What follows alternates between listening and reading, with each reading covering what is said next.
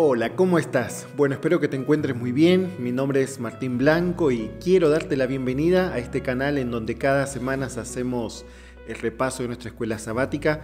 Ya estamos en la lección número 6 y el título de esta semana es Los dos testigos. Es un tema bastante interesante que ha abierto mucho debate, despierta inquietudes, dudas, y creo que esta semana fue muy claro en el mensaje a donde apunta la lección de esta semana. Y como ustedes saben, estamos estudiando el tema del gran conflicto, ¿sí? Desde que comenzó el trimestre estamos estudiando ese tema, a lo largo, cómo se desarrolló el gran conflicto desde el comienzo a lo largo de toda la historia del cristianismo y bueno, y cómo finalmente terminará este conflicto, ¿no? Que lo vamos a ver en las lecciones siguientes.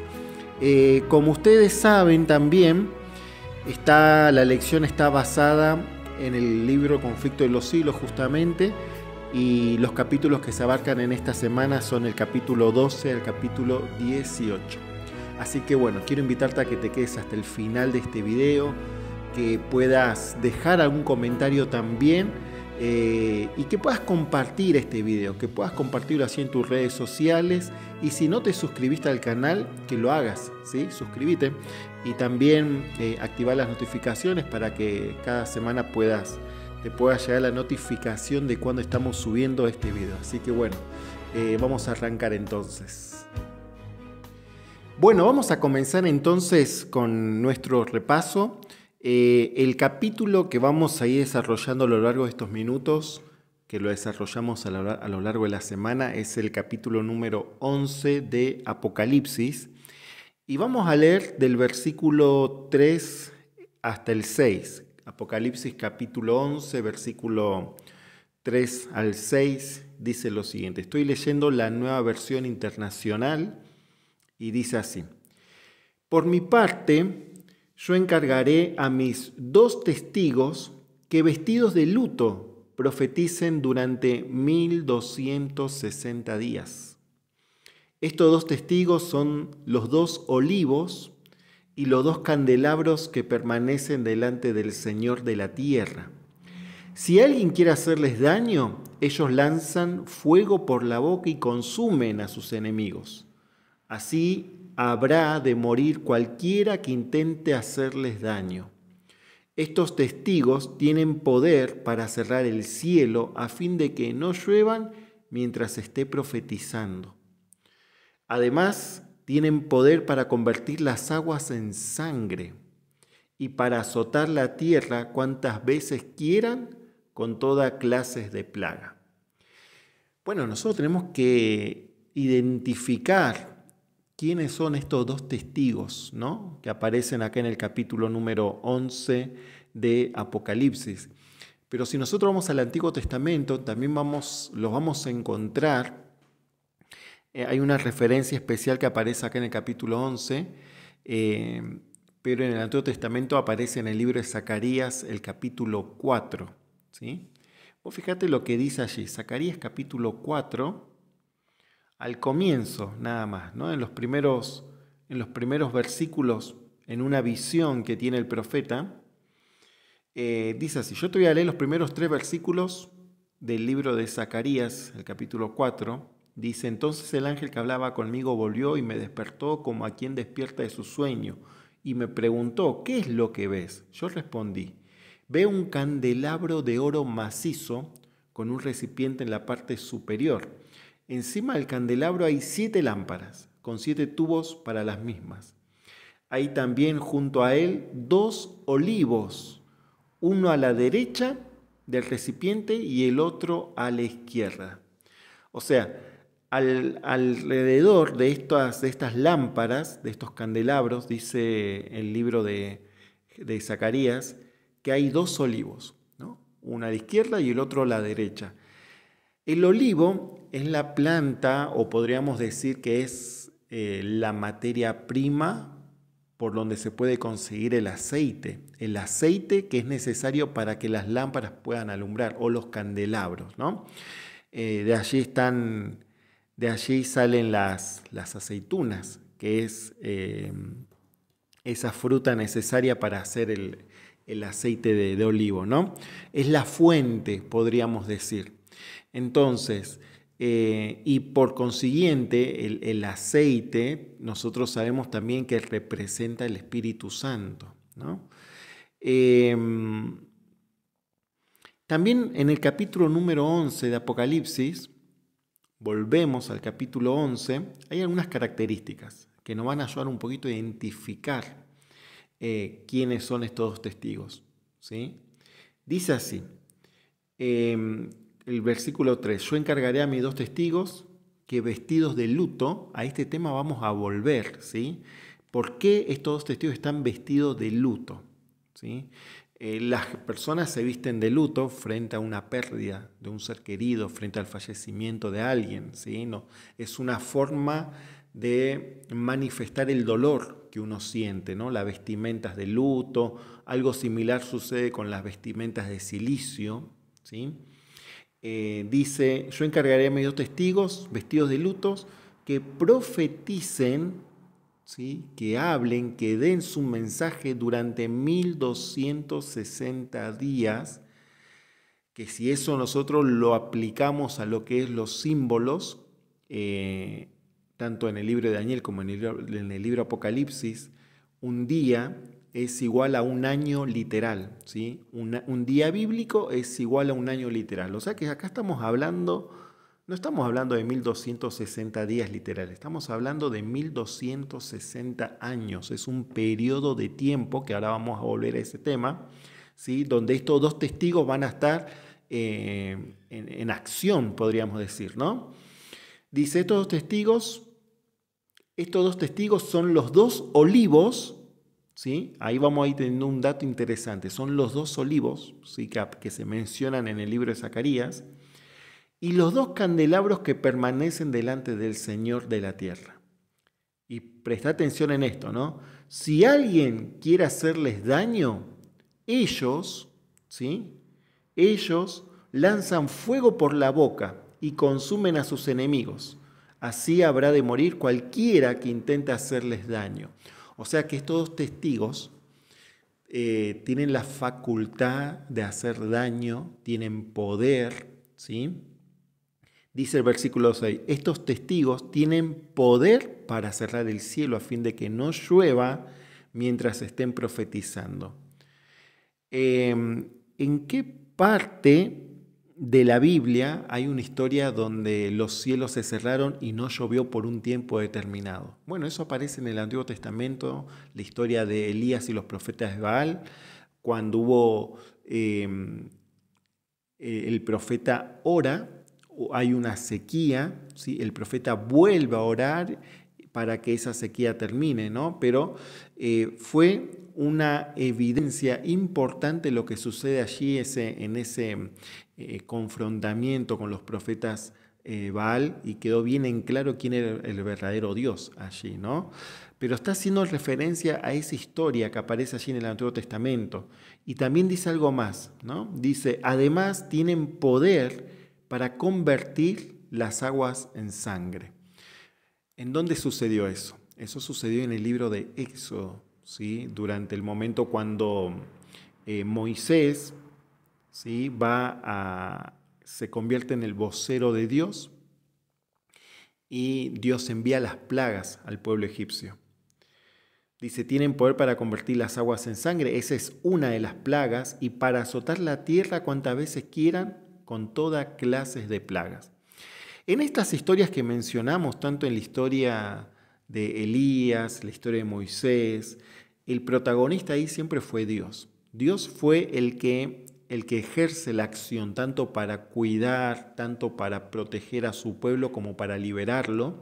Es Dios el que hace la acción.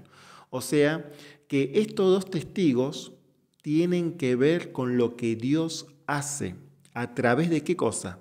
A través de su palabra, ¿sí? La palabra de Dios tiene poder. Cuando Dios envía a Moisés, le habla a Moisés y le indica lo que él tiene que hacer, Dios siempre respaldó esa orden, diciéndole a Moisés, yo voy a estar con vos, yo te voy a acompañar. Di a los egipcios que va a suceder esto. ¿sí? Y cuando los egipcios no acataban esa orden de Dios, Dios enviaba por medio de su palabra, ¿sí?, esas plagas.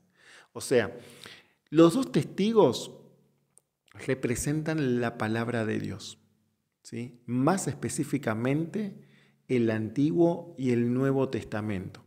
Y ahora vamos a ver, en unos minutos más, vamos a ver bien justamente por qué en ese periodo de 1260 años estos testigos estaban vestidos de luto, ¿sí? Había algo, hay algo en ese periodo donde la palabra de Dios estaba vestida de luto, ¿sí? Así que vamos a continuar con el capítulo número 11. Ahí vamos a seguir avanzando para tener un poco más claro el periodo de tiempo, ¿sí?, que el capítulo 11 está de alguna forma adelantando o haciéndonos ver ya desde los tiempos de San Juan. Ya de aquel momento la iglesia sabía que iba a haber un periodo de oscuridad donde la palabra de Dios iba a estar restringida, pero aún así la palabra de Dios iba a estar más viva que nunca. Allí en el libro de Apocalipsis, el capítulo 11, versículo 3, que habíamos acabado de leer, es donde se menciona este periodo de tiempo, ¿sí? Capítulo 11, versículo 3 dice: por mi parte yo encargaré a mis dos testigos que vestidos de luto profeticen durante 1260 días. Y también en el capítulo 12 de Apocalipsis, también aparece este mismo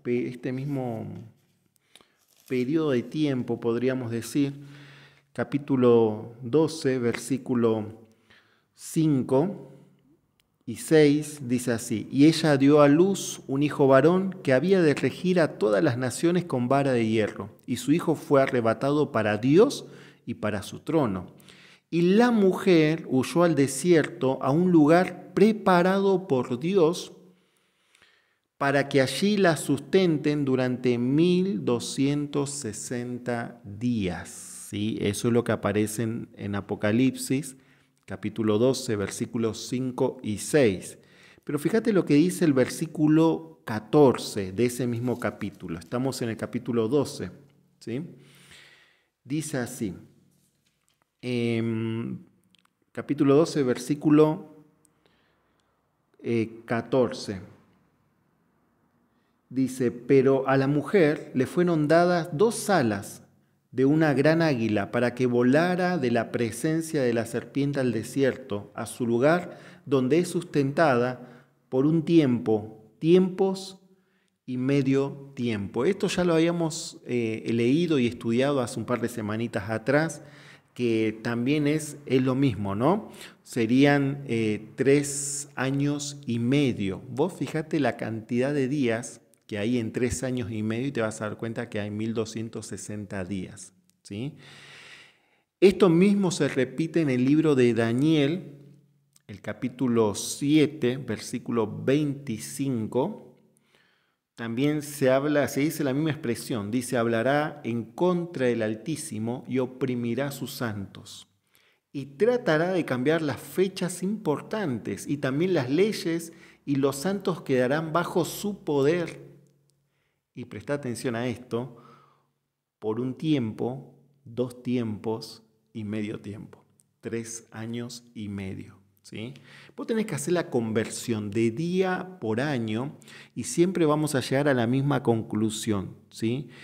Todos estos versículos que acabamos de leer, Apocalipsis 11:3, Apocalipsis 12, 5 y 6, versículo 14, Daniel 7:25, siempre nos habla de este periodo de tiempo, que es el mismo, 1260 años o tiempos y medio tiempo, que serían 3 años y medio.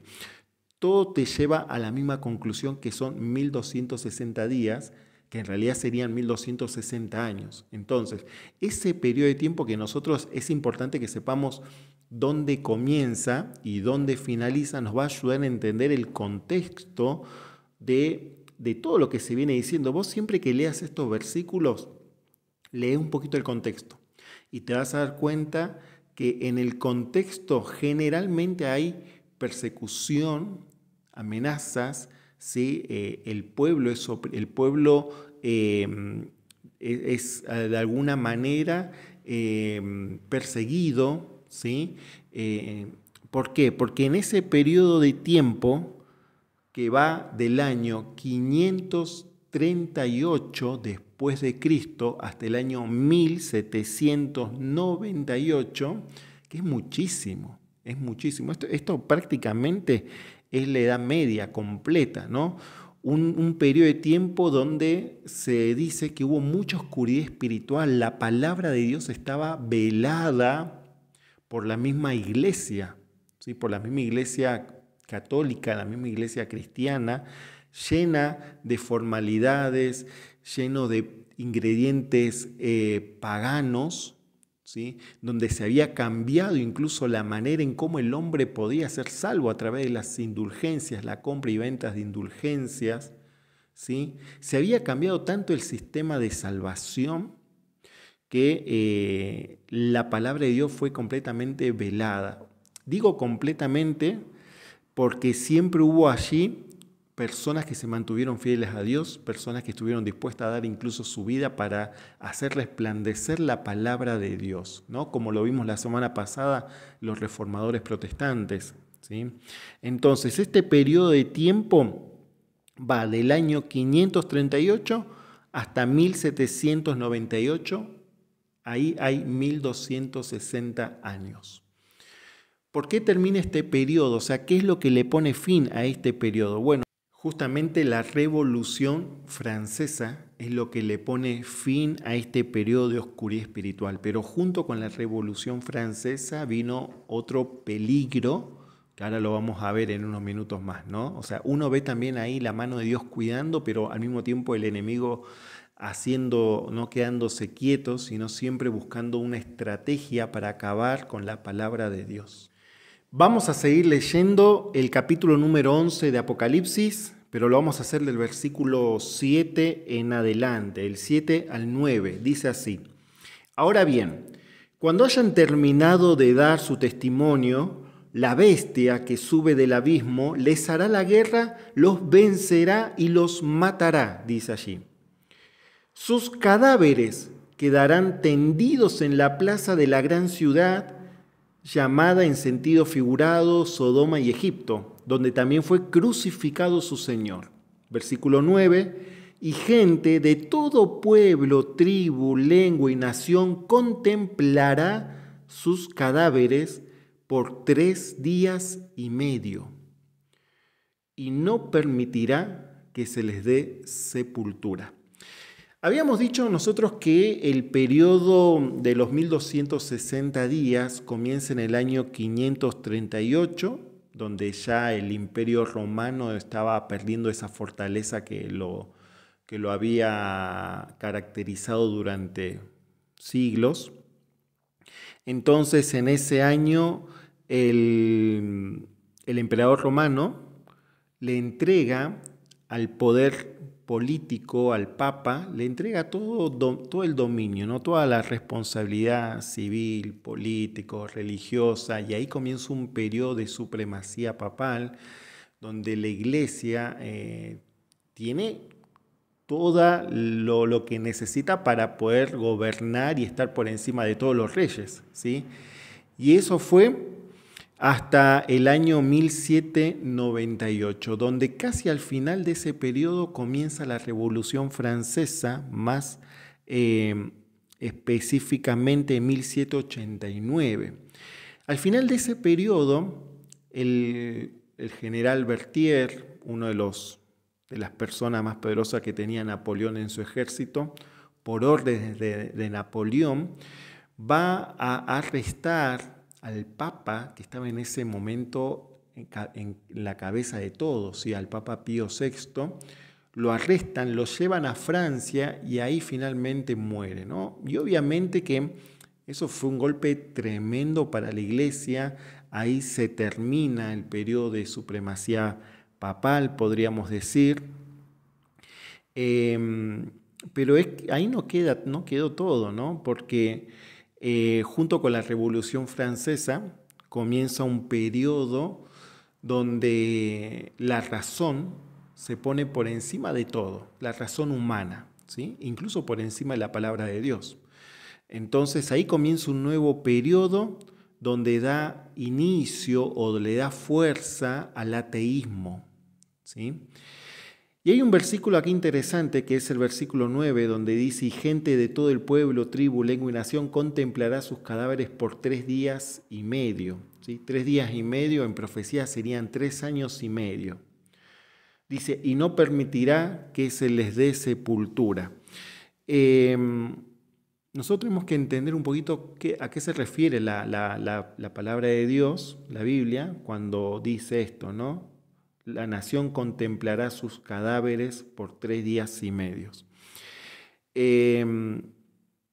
Nosotros dijimos que esos 3 días y medio son en realidad 3 años y medio. Esos 3 años y medio es donde el ateísmo alcanza su apogeo, su mayor fortaleza, que también es un periodo de tiempo, ¿no? Es un periodo de tiempo que va de 1793 y finaliza en 1797. Este periodo se extendió desde el 26 de noviembre, para ser más preciso, de 1793, cuando un decreto emitido en París abolió la religión, ¿sí? Tremendo esto, ¿no? O sea que por ley, por medio de un decreto, se aboliera la religión.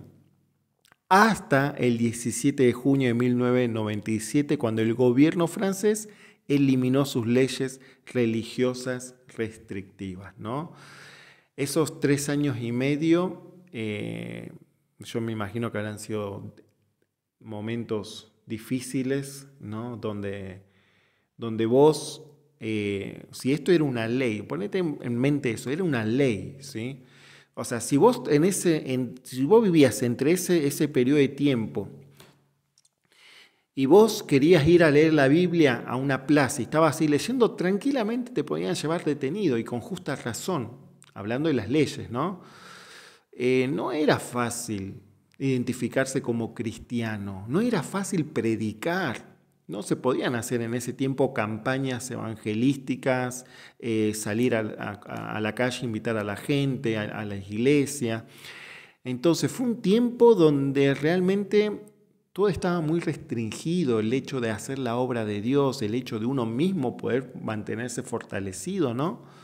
Pero la historia, y especialmente el libro del conflicto de los siglos, nos muestra que en cada periodo, por más difícil que sea, siempre hubieron personas, siempre hubo un pueblo que estuvo dispuesto a pagar el precio de mantenerse cerca de Cristo. Y eso me hace pensar mucho a que si nosotros realmente valoramos la comodidad que nosotros hoy en día tenemos, la facilidad que tenemos nosotros hoy de abrir la palabra de Dios. Hoy si vos vas a una plaza a leer la Biblia, nadie te puede decir nada, ¿sí? Entonces, si vos querés ir a la iglesia, nadie te lo puede impedir. No hay una ley que diga no hay que ir a la iglesia adventista, no. No hay nada que a nosotros hoy nos impida predicar la palabra de Dios, acercarnos a Dios a través de su palabra. Entonces yo me pongo a pensar, ¿estamos valorando realmente el tiempo que tenemos? ¿Estamos aprovechando realmente el tiempo que estamos teniendo para fortalecernos y hacer la obra de Dios? Recordad que esto no siempre va a ser así. La Biblia ya nos está anticipando que tiempos como los que se vivieron van a volver a resurgir. Y amén que sea así, ¿no? Porque eso nos indica que Jesús está cerca. Pero tenemos que estar preparados para ese momento. Nosotros no podemos pretender que así como estamos, con la frialdad que tenemos hoy espiritualmente, vayamos a permanecer firmes en esos momentos realmente de pruebas. Seguimos con Apocalipsis, el capítulo 11, versículo 11, dice así: Pasados los 3 días y medio, ¿sí? Me estaba olvidando esa partecita, pasados los 3 días y medio, entró en ellos un aliento de vida enviado por Dios. Se pusieron de pie, y dice, y quienes lo observaban quedaron sobrecogidos de terror. Es tremendo lo que dice acá Apocalipsis 11:11, ¿no? Después, al finalizar la Revolución Francesa, ¿sí? la palabra de Dios de alguna manera iba a resucitar, ¿sí? Se iba a poner en pie. Así como el ateísmo estaba cobrando fuerza, así como se estaba empezando a dar suma importancia a esto de la razón, ¿sí? Por encima de la palabra de Dios, que dio inicio a lo que fue la revolución industrial también, ¿no? Eh, Así como sucedían esas cosas, también la palabra de Dios iba a tomar fuerza nuevamente. O sea, Dios iba a levantar hombres, mujeres, encendidos por el poder del Espíritu Santo, que iban a llevar la palabra de Dios a lugares donde nunca antes habían estado, ¿sí? Por ejemplo, la lección menciona a un tal William Carey, ¿sí? La historia de él dice que él viaja a la India y llevó Biblias, ¿no? Que fueron traducidas a decenas de dialectos indios. Se enviaron también misioneros por todo el mundo impulsados por el poder de la Biblia, ¿sí? O sea, hubo un despertar, un movimiento allí interesante, misionero, donde se empezó a ver la importancia de la palabra de Dios, donde hubo un interés religioso. Personas de distintos puntos del mundo empezaron a volcarse a las profecías, especialmente por esto que pasó, ¿no? Del Papa que dijimos allí en 1798, cuando pasa esto, que se lo llevan preso al Papa Pío VI y lo llevan a Francia y muere. Todos abrieron los ojos porque decían, no, esto ya estaba anticipado, esto ya estaba en la palabra de Dios. Y la gente, teólogos y gente de educados, ¿no? Gente empezaron a estudiar con más vehemencia el libro de Apocalipsis, el libro de Daniel. O sea, hubo un despertar de la palabra de Dios, ¿sí? Por eso, hoy en día es muy relevante lo que dice allí el libro de Isaías, el capítulo 40, versículo 80, ¿no? La hierba se seca, la flor se cae, pero la palabra de Dios permanece para siempre. Todo tiene un final, todo tiene un comienzo y un final. Todo en este mundo es pasajero. Nosotros mismos tenemos un comienzo y tenemos un final. Y para nuestra mente todo funciona de la misma manera. Todo comienza y todo termina, ¿no? La Biblia nos dice allí que todo puede pasar, ¿sí? Así como la semilla empieza a germinar, la planta crece, florece, pero después muere, ¿sí? Todo eso es un ciclo natural que se da, pero en cuanto a la palabra de Dios permanece para siempre, la palabra de Dios sigue vigente hoy en día. Y cuando el versículo habla sobre la palabra de Dios permanece para siempre, no se está refiriendo a la Biblia en sí, el libro de la Biblia, ¿no? Porque la Biblia, vos tenés una Biblia, yo también, que muchas veces tenemos Biblias en nuestras casas que ya no las usamos porque las hojas se caen, ¿no? De tan usadas que están o de tantos años que tiene. O sea, el libro en sí obviamente que llega un momento donde caduca, pero el contenido, el mensaje, la palabra de Dios siempre es vigente, siempre es oportuno para las personas, ¿sí? Hoy la palabra de Dios tiene un poder importantísimo para cambiar tu vida, para cambiar mi vida, para ayudarnos a tomar decisiones, para guiarnos, para prepararnos. No dejemos de lado la palabra de Dios. Y tal vez vos no estés pasando el mejor momento de tu vida. Tal vez estés afrontando un duelo, tal vez estés afrontando una separación, tal vez estés luchando con un hijo, con una hija que está en las drogas, en las adicciones, tal vez no estás teniendo empleo. Podemos estar pasando un montón de cosas, pero no permitamos que nada de lo que nos suceda nos aleje de la palabra de Dios. Y el enemigo es muy astuto. Él aprovecha esos momentos donde uno está expuesto, donde uno está vulnerable, donde uno está más sensible. El enemigo de Dios te empieza a poner pensamientos, ¿sí? De dudas, pensamientos donde tu fe es puesta a prueba.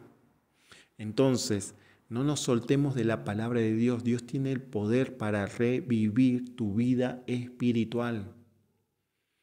Si eso que vos sentías, que te acercó a Dios, hoy en día no lo sentís, bueno, decíselo al Señor. Señor, ayúdame, necesito resucitar espiritualmente. Y la palabra de Dios es especialista en hacer esto. Por eso es importante que no nos alejemos de la palabra de Dios, ¿no? Que en cada momento podamos acercarnos a Dios a través de su palabra y que se lo digamos. Si hay días donde vos no tenés ganas de leer la Biblia, dedicarle tiempo, bueno, decíselo, Señor, ayúdame, mira, me está pasando esto. No tengo ánimo, no tengo fuerza, no tengo ganas. Y eso también es bueno, eso también nos ayuda, ser sincero con Dios, ser sincero con uno mismo. Bueno, ya estamos finalizando y quiero terminar con el último versículo que aparece allí en el capítulo número 11 de Apocalipsis. Un capítulo realmente interesante, profundo, donde podemos sacar un montón de lecciones. Mirá, a veces uno dice, bueno, no sé qué predicar en la iglesia. Bueno, ahí Apocalipsis 11 tenés un sermonazo. O sea, tenés varios sermones ahí para predicar. Porque si querés predicar todo el capítulo 11 en un solo sermón, te va a quedar grande el tema. Entonces tenés que aprender a separar, a dividir, ¿no? Recordá, por ahí estoy hablando de otro tema, pero aprovecho porque sé que hay gente de mi distrito que escucha, que mira estos videos, estos resúmenes. Lo ideal, el tiempo que vos prediques un sábado de mañana en la iglesia, debería ser entre 35 a 45 como muy mucho. ¿Sí? Para mí, ¿no? De 35 a 40 minutos es el tiempo ideal. ¿Se puede hacer un poco más corto? Sí, se puede hacer también, no hay problema. Pero ya cuando vos predicás más de 45 minutos, es muchísimo. Ya perdés la atención de las personas, por más bien que estés predicando, ¿no? Y por más interesante que sea el tema, yo creo que tenemos que ser conscientes del tiempo, tenemos que medir el tiempo, ¿no? La gente tiene un nivel de concentración en un adulto, estoy hablando de unos 10, 15 minutos, ¿sí? La gente tenemos que constantemente estar motivando la concentración, la atención de las personas para que no se nos duerman. Pero no nos abusemos del tiempo que usamos en el sermón, ¿sí? Controlá ahí tu tiempo cuando prediques. Por eso digo que por ahí hay un capítulo que es muy interesante y que lo puedes desarrollar en un montón de temas. Separalo, ¿sí? Puedes hacer primera parte, segunda parte y así, ¿no? El capítulo 11 es un buen capítulo para armar sermones, ¿sí? Así que sabemos que la palabra de Dios es un semillero de sermones, ¿sí? Quiero terminar con el versículo número 19 que dice así: entonces se abrió en el cielo el templo de Dios. Esto lo está viendo Juan en esa revelación que él tiene, ¿no? Él ve en la visión que el templo de Dios se abre. Y dice, y allí se vio el arca de su pacto. Nosotros sabemos que cuando el santuario estaba acá en la tierra, y en el templo también, ¿no? Uno de los muebles, el mueble principal dentro del santuario, era el arca, ¿sí? Era como una especie de cofre recubierto de oro, de hecho de una madera especial, pero recubierto de oro, que tenían dos ángeles, dos serafines en cada lado. Había que tener mucho cuidado cuando se trasladaba de un lugar a otro. Entonces, no cualquiera podía trasladar el arca, no se lo podía poner en animales. Eran los propios sacerdotes, los propios levitas, eran los que tenían que trasladar el arca. Entonces, lo que había dentro del arca estaba la vara de Aarón, había maná que Dios les había dado a su pueblo allí mientras estaban en el desierto, y estaba la ley de Dios, las tablas de la ley de Dios, ¿no? Estos tres elementos estaban dentro del arca de Dios. Y acá dice Juan que él ve el arca del pacto allí en el templo de Dios. Hubo relámpagos, estruendos, truenos, un terremoto y una fuerte granizada. Y lo más sorprendente de esto es que el arca del pacto, o el arca representa la presencia de Dios. Representa la presencia de Dios. Y yo lo veo esto, lo que aparece en el versículo 9, como una invitación que Dios nos hace, ¿no? Una invitación que Dios nos hace a poder buscar la presencia de Dios, que es lo único que nos va a ayudar a mantenernos firmes en el camino del Señor frente a las pruebas, frente a los momentos difíciles, frente a los periodos de tiempo difíciles que vamos a vivir como iglesia y como individuo, ¿sí? Y por eso yo creo que cuando uno mira hacia atrás, hacia el pasado, hacia la historia, uno ve que realmente fue un desafío ser cristiano y que hoy por hoy nosotros tengamos Biblias en la iglesia, incluso para regalar, es una bendición de Dios, ¿sí? Entonces nosotros tenemos que aprovechar estos tiempos para poder estar en la presencia de Dios, buscar la presencia de Dios. Y eso es lo único que nos va a garantizar poder estar firmes en esos momentos difíciles. Y para eso tenemos que prepararnos, para eso tenemos que aprovechar el tiempo que Dios nos da ahora, de poder disfrutar y de poder relacionarnos con Dios, ¿sí? A través de su palabra, a través de la oración. Así que bueno, mis amigos queridos, eso fue un resumen simplemente. Seguramente que hay otros puntos más, pero este es mi resumen y yo soy el que digo qué puntos para mí son relevantes y cuáles no. Después vos cuando estés en tu clase, en tu escuela sabática, vos vas a poder enfatizar allí. Pero no, me parece que el capítulo 11 de Apocalipsis es como un buen mapa para guiarnos como maestros de escuela sabática para abarcar estos temas que la lección va desarrollando, ¿sí? Así que te animo a que vos sigas allí estudiando la palabra de Dios, que sigas motivando tu unidad de acción, tu clase, que siempre tengas en cuenta los planes misioneros, que veas cómo a través de tu unidad de acción puedas también llevar adelante los planes misioneros que tengas, ¿sí? Así que vamos a hacer una oración para que Dios nos acompañe, para que Dios nos guíe y bueno, que podamos permanecer siempre cerquita de su presencia.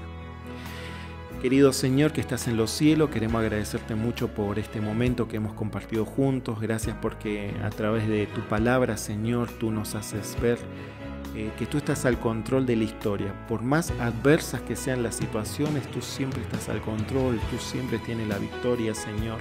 Ayúdanos a nosotros a confiar en eso, que frente a nuestros fracasos, frente a nuestras debilidades, podamos ver tu fortaleza, Señor. Que a tu lado vamos a poder avanzar seguros, Señor. Por eso nos ponemos en tus manos en este momento, pidiendo que tú nos bendigas, nos cuides, que bendigas a cada familia que estamos representando aquí también, Señor, y muchas gracias por estar con nosotros, gracias porque nos permites volver a estos temas tan importantes que hacen a nuestra preparación espiritual, Señor.